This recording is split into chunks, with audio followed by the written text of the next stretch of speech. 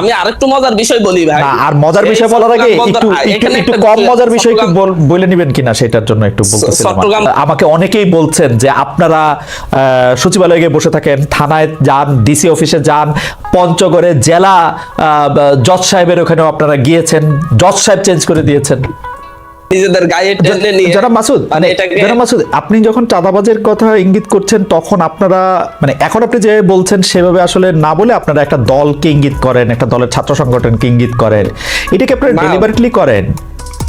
বিষয়টা হচ্ছে যে আপনি যদি এটাকে লক্ষ্য করেন যে বাংলাদেশের 95% চাঁদাবাজি হয় যে হচ্ছে একটি নির্দিষ্ট দলের নেতা কর্মীদের দ্বারাই সংগঠিত হচ্ছে, এবং সেই ক্ষেত্রে ওনাদের নেতৃত্ব যারা হচ্ছে একটা বাংলাদেশকে একটি সুন্দর স্বচ্ছ দেখতে চাচ্ছেন, তারা এটার প্রতিবাদও করছেন। যেমন রুমিন ফারহানা আপু একদিন সরাসরি উনি টক শোতে বলেছেন যে হচ্ছে কি প্রক্রিয়ায় চাঁদাবাজি গুলো হচ্ছে এবং হচ্ছে কি ওনারা বিরোধিতা করেও পারছেন না। আমার কাছে আরেকজন এমপি বললেন যে হচ্ছে আমি যখন চাঁদাবাজি দখলদারিত্বের বিরুদ্ধে তাদেরকে শাসন করি তখন ওরা অন্য একটি গ্রুপে উঠে যায়। এটা হচ্ছে বাস্তবতা। আমি এই প্রসঙ্গে বলি যে আমি কিন্তু বিএনপির ভারপ্রাপ্ত ভাইস চেয়ারম্যানকে এই চাঁদাবাজির এগেইনস্টে কথা বলতে শুনেছি, শুধু ব্যারিস্টার রুমিন ফারহানা না, উনি স্পষ্ট বলেছেন ওনারা সরাসরি সেন্ট্রাল থেকে দীর্ঘ চেষ্টা করতেছেন, ওনারা ওনাদের জায়গা থেকে ভালোভাবে এটাকে হ্যান্ডেল করার চেষ্টা করতেছেন, কিন্তু বাস্তব হচ্ছে তৃণমূল পর্যায়ে এতটাই মানে হচ্ছে নিয়ন্ত্রণের বাইরে যে যেটা ওনারা পারছেন না আসলে। যেমন ধরুন হচ্ছে একটা জায়গায় আপনি চাঁদাবাজি দখলদারিত্বের কারণে একজনকে সাসপেন্ড করলেন, সাসপেন্ড করার পর তাকে যদি পুলিশ অ্যারেস্ট করতে যায় তখন হচ্ছে সেই জায়গার অন্য বড় নেতাগুলা হচ্ছে তখন পুলিশকে ডিরেক্টলি হামলার হুমকি দেয়, থানা ঘেরাওয়ের হুমকি দেয় এবং ফোন দিয়ে ধমকা ধমকি করে যে হচ্ছে ওর বিরুদ্ধে মামলা নেওয়া যাবে না, ওর বিরুদ্ধে অভিযোগ নেওয়া যাবে না, ও আমাদের লোক। তো বাস্তবতা হচ্ছে আপনি যে জাস্ট ওনারা ইয়েটাই করেন, এই সাসপেন্ডটাই করেন, কিন্তু পরবর্তীতে প্রশাসনও সাহস পায় না ওনাদের অন্য নেতাদের। জনাব মাসুদ, আপনার এই বিষয়ে আপনার বক্তব্য পরিষ্কার। আমরা শুধু ওই যে যেই রকম প্রশ্নটি করেছিলাম সেরকম আপনি প্রশ্ন করে রাখি যে আমরা আসলে যেটাকে আমরা শো অফ বলি সেইটার ক্ষেত্রেও একটি প্রশ্ন তুলে আপনাকে করতে হয় যে আমরা কিন্তু কয়েকদিন আগে দেখেছি যে ঢাকা বিশ্ববিদ্যালয়, প্রাইভেট বিশ্ববিদ্যালয়ের ছাত্রছাত্রীরা গিয়ে আপনাদের অনুষ্ঠানেই বা আপনারা ছিলেন সেখানে, তারা অভিযোগ করেছে যে তারা মার খেয়েছে। গতকাল বা তার আগের দিন আমরা দেখেছি যে জনাব সার্জিস আলম, আপনাদের শীর্ষ নেতাদের একজন, তিনি গিয়েছেন বসুন্ধরা এলাকায় এবং বসুন্ধরা এলাকায় গিয়ে আমরা দেখেছি যে অতি অকারণেই সেখানে মারধরের মধ্যে যেতে, পরে আবার স্ট্যাটাস দিয়ে আমরা দেখেছি যে ছাত্রদলের নেতা বা কথিত নেতার বিরুদ্ধে মামলা করতে, মানে কথিত বলতে আমি বোঝাচ্ছি যে অত শীর্ষ নেতাও না, ছাত্রদল করে সেজন্য মামলা করতে। এইসব ব্যাপারগুলিকে আপনারা দেখেন, মানে এইটা কি মানে একটা পক্ষ প্রতিপক্ষ সৃষ্টি করা, নাকি মানে আপনারা এটা এমনি করতেছেন আপনাদের ক্ষমতাটা বেশি বোঝানোর জন্য?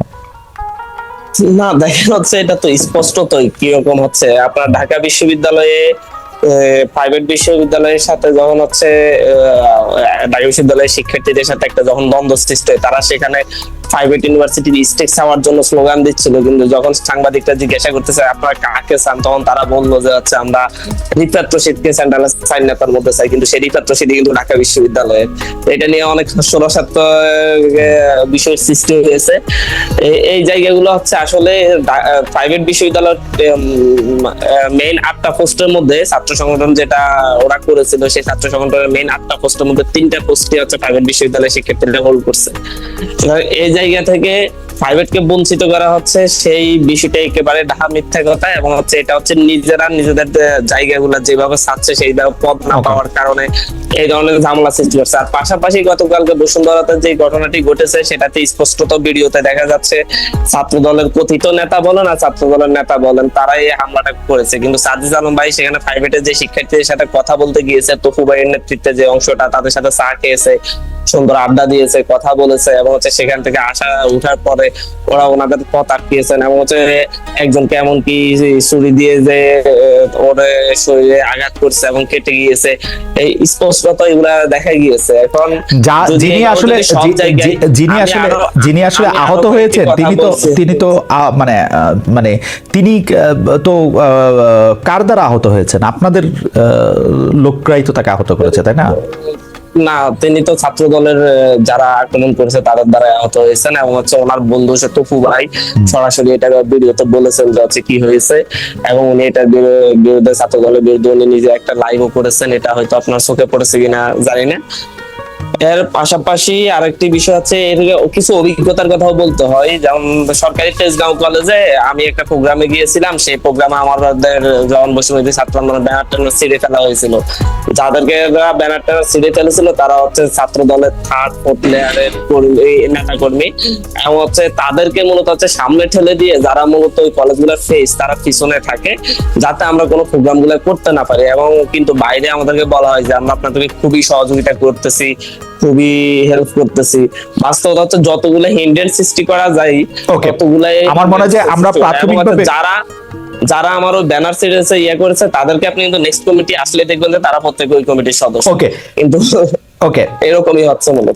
আমার মনে হয় যে আমরা মূল আলোচনায় আসি। এখন যে প্রশ্নটি আমি করতে চাই, আমি তার আগে জনাব রাকিব আপনার কাছে আমি আসবো। আমি 1 মিনিটে একটা বিষয় শুধু একটু জেনে নিতে চাই, যে যেহেতু এখানে জাতীয় নাগরিক পার্টির এই মানে এইটা আমি পড়তে পারি না, জ্যেষ্ঠ যুগ্ম মুখ্য সমন্বয়ক, আপনি একটু বলেন তো যে এই যে জাতীয় নাগরিক পার্টির আত্মপ্রকাশ অনুষ্ঠানে যে আয়োজন হয়েছে এর ব্যয় সংস্থান কিভাবে হয়েছে, আপনি যদি জাস্ট 1-2 মিনিটের মধ্যে একটু বলেন। এটাতে কে টাকা দিয়েছে?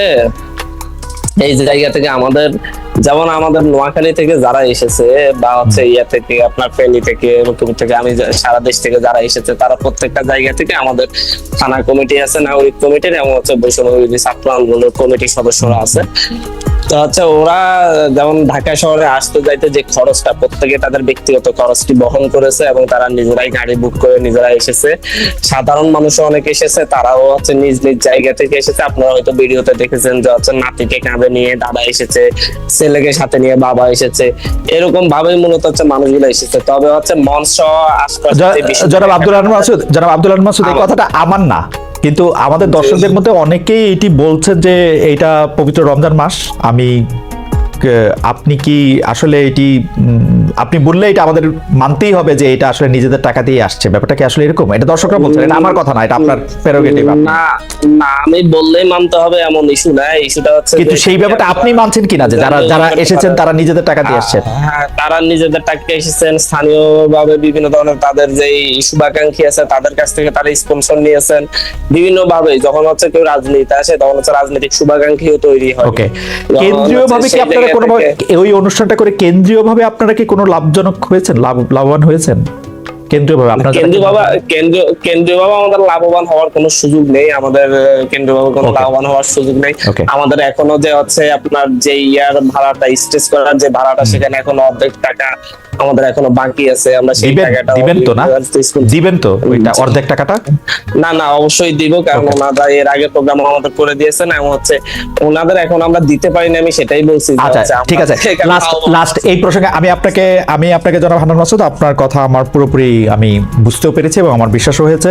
আমি লাস্ট আপনাকে একটু জানতে চাই যে সরকারি অফিসের থেকে রিকুইজিশন নিয়ে বাস নেওয়া হয়েছিল আসলে কোথাও? হ্যাঁ, এটা আসলে আমাদের জন্য খুবই বিব্রতকর। এটা ফিরোজপুর থেকে আমরা দেখেছি হচ্ছে ফার্স্ট বাস রিকুইজিশনের কথা এসেছে। শুধু ফিরোজপুর থেকে আর কোথাও থেকে বাস? আমরা ওটাই আমরা দেখলাম, ফিরোজপুরের ইস্যুটাই আমরা সামনে দেখেছি। আমরা আপনাদের নেতা নাহিদ সাহেব বলে দিয়েছিলেন সেজন্য?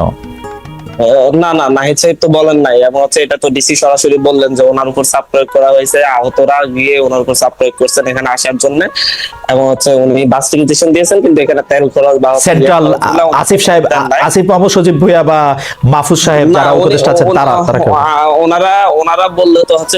আমাকে অনেকেই বলছেন যে আপনারা সচিবালয়ে গিয়ে বসে থাকেন, থানায় যান, ডিসি অফিসে যান, পঞ্চগড়ে জেলা জজ সাহেবের ওখানেও আপনারা গিয়েছেন, জজ সাহেব চেঞ্জ করে দিয়েছেন।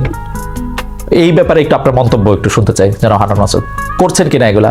না, আসলে হচ্ছে প্রশ্নগুলো তো করা যায়। ভাই বললো যে হচ্ছে সাদাবাজি, দখলদারিত্ব নিয়ে অনেকগুলো নিউজ। ভাই হচ্ছে আমি নিজে এরকম মানে ন্যাশনালি এবং ইন্টারন্যাশনাল পরিচিত হওয়া সত্ত্বেও, এরকম ফেস হওয়া সত্ত্বেও, আমি হচ্ছে আমার নিজের এলাকায় আমি মানে এতটা অসহায় এই ক্ষেত্রে। আপনি গতকালকে দেখেছেন যে প্রথম আলোর রিপোর্ট যে হচ্ছে নিঝুম দ্বীপের মতো একটি জায়গায়, সেখানে হচ্ছে বালি পর্যটন ইয়া থেকে ওখানে বালি তুলে তুলে বিক্রি করা হচ্ছে, মাছের হাড় ভাড়া দেওয়া হচ্ছে। 30 বছর ধরে এক জায়গায় একজন মাছ ধরছে জেলে, তাকে সেখানে টাকা না দেওয়ার কারণে মানে হাড়ে 30 লাখ 10 লাখ টাকা করে নেওয়া হচ্ছে, সেখান থেকে সেই টাকা না দেওয়ার কারণে তাদেরকে মাছ ধরতে দেওয়া হচ্ছে না।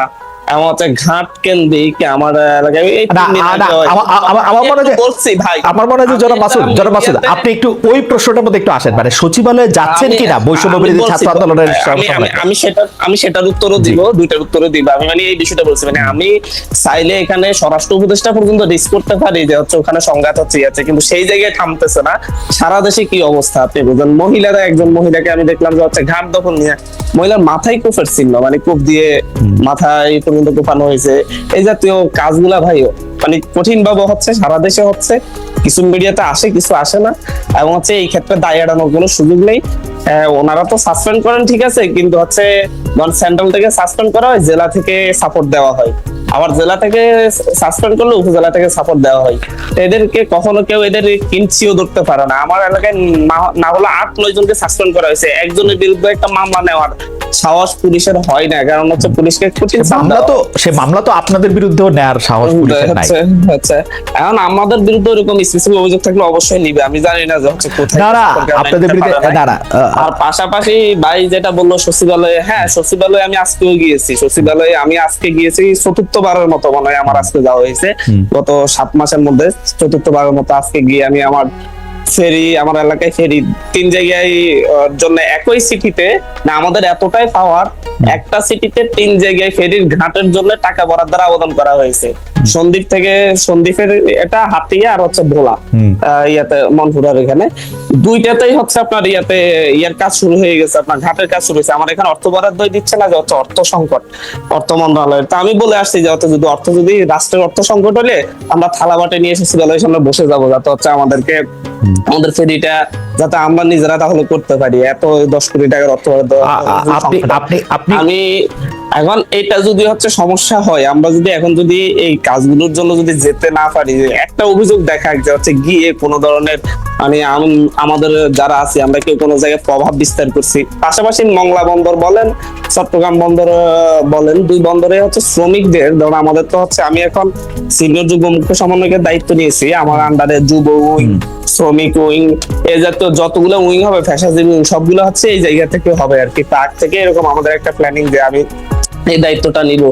আমাদের শ্রমিক সংগঠন করার জন্য সারা দেশে যে কয়টাই শ্রমিক করেছে, রিক্সা শ্রমিকদেরও আমাদের একটা কমিটি আছে, সেখানেও আমি উপদেষ্টা, কিন্তু ভাইরাল করা হয়েছে মংলা বন্দরের শ্রমিকদের উপদেষ্টা আর হচ্ছে চট্টগ্রাম বন্দরের শ্রমিকদের উপদেষ্টা। যতগুলো শ্রমিক কমিটি হয়েছে প্রত্যেকটা আমি উপদেষ্টা হিসেবে আছি, কারণ হচ্ছে এটা আমাদের দলীয় একটা সংগঠন, মানে সহযোগী কি বলে না। কিন্তু জনাব হান্নান মাসুদ, আমি আসলে বারবার এই প্রশ্ন করতে আমি আসলে আপনাদের আমি আরেকটু মজার বিষয় বলি ভাই, আর মজার বিষয় বলার আগে একটু কম মজার বিষয় একটু বলে নেবেন কিনা সেটার জন্য একটু বলতেছিলাম। চট্টগ্রাম বন্দরের কোন অফিসে কখনো কোন একজন অফিসারের সাথে আমার আজ পর্যন্ত কখনো দেখা হলো, উল্টো এই কমিটি করার পরে সেখানের চট্টগ্রাম বন্দরের চেয়ারম্যান আমাকে উকিল নোটিশ পাঠিয়েছে যে এই জায়গায় নাকি হচ্ছে শ্রমিক কমিটি করার কোনো সুযোগ নেই, এবং হচ্ছে এটার আইনি জবাব দিতে হবে।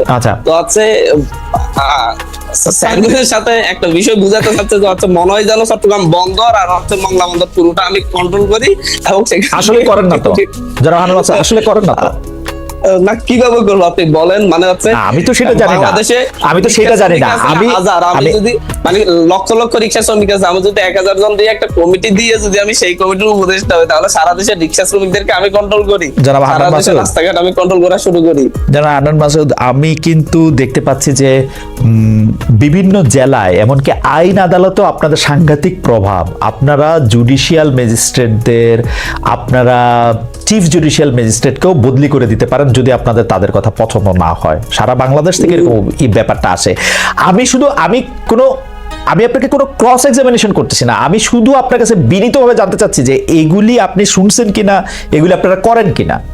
না, আমি জুডিশিয়াল ম্যাজিস্ট্রেট সরানোর কোন ধরনের অভিযোগ আমি শুনি নাই বা হচ্ছে এটা জানি না। আমি তো দেখতেছি আমি নিজে একজন মানে হচ্ছে ইউনিয়ন পরিষদের সচিবের বিরুদ্ধে অভিযোগ দিতে দিতে আজকে সচিব মানে ইউনিয়ন পরিষদ চুরি হয়েছে, সেই ইউনিয়ন পরিষদের সচিবকে মামলা দিতে বলছে, মামলা তাহলে সেরকম কোনো কিছু আপনার সচিব দেয় নাই। সেরকম সেই সচিবকে সরানোর জন্য আমি কয়েকবার যাচ্ছি, ওনাকে সরিয়ে আপনারা তদন্ত করেন। সেই সচিবকে আজ পর্যন্ত আজকে প্রায় 15 দিন হয়েছে, আজ পর্যন্ত সরানো যায় নাই। Okay. তো আমি সেরকম- নিজে একজন ইউনিয়ন পরিষদ সচিবকে সরাইতে পারতেছি না, Okay. আমি জানি না কে দিয়েছে। আচ্ছা আচ্ছা, কিন্তু আমার মনে হয় যে তাহলে জনাব আদনান মাসুদ, আমি আপনাকে একটু আরো অনুরোধ করি যে আপনি তাহলে একটু চোখ কান আরেকটু খোলা রাখেন, কারণ আপনি চাইলে এই ব্যাপারগুলি যেহেতু আমি আগেও বলছি, আমি আর এটার মধ্যে রিপিট করতে চাই না, তবে আপনি চোখ কান খোলা রাখলে এগুলো আপনি শুনবেন, মানে না, এত মজার বা এত হেসে উড়িয়ে দিতে তখন হয়তো পারবেন না।